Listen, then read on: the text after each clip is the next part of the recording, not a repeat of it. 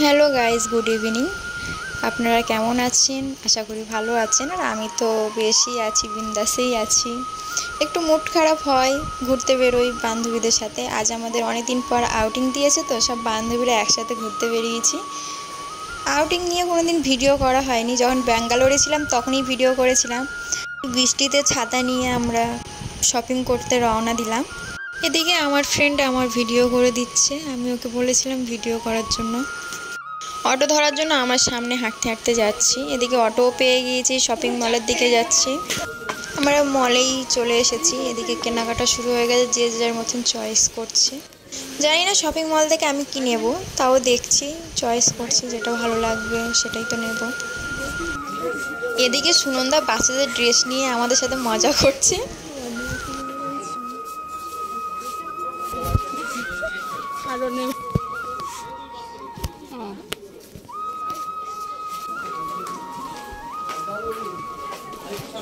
এই শপিং মলটার নাম হচ্ছে স্টাইল বাজার।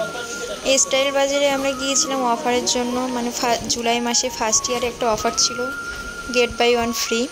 সেই জন্য আমরা গিয়েছিলাম, কিন্তু এখন গিয়ে দেখি অনেক দিন তো হয়ে গেছে, এখন গিয়েই কোনো অফার পাইনি। তাই বিশালে যাব ওই শপিং মলটায় গিয়ে, ওখানেও অনেক কিছু নেওয়ার আছে। সেই জন্য আমি আর আমার বান্ধবী যেতে যেতে এদিকে আবার ফুল গাছ দেখে ভাবলাম একটা ভিডিও বানিয়ে নিই। সবাই তো ফুল গাছে ভিডিও করে, আর ফুল না দেখলে কে বলুন তো ছবি তোলে না, ভিডিও তোলে না। আমি তো তুলবই। ফুল গাছ হচ্ছে আমার খুব প্রিয় জিনিস। যেখানেই ফুল গাছ থাকবে আমি ফুলের সাথে একটা ছবি নেব বা ভিডিও করব। এটাই আমার করা চাই, এটাই আমার কাজ, ভিডিও করা, ছবি তোলা।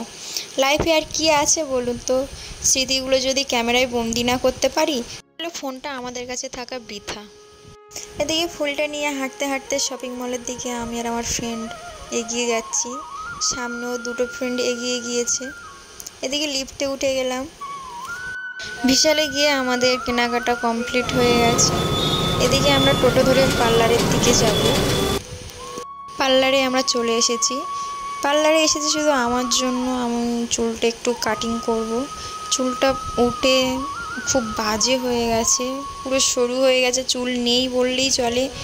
দেখতে পাচ্ছেন চুল নেই, কি বাজে দেখাচ্ছে। সেই জন্য ভাবলাম যে চুলটা একটু কেটে ছোট করে দিই।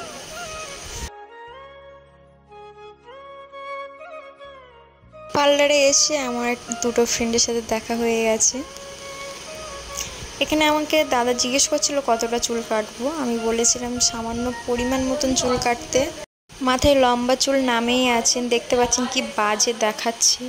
এখানে এসে হোস্টেলে আমার খুবই চুল ওঠে, সবারই, আমার একার না, সবারই প্রচণ্ড চুল পড়ছে। মানে জল খারাপের জন্য কি কী কারণে আমরা তাও বুঝতে পারি না।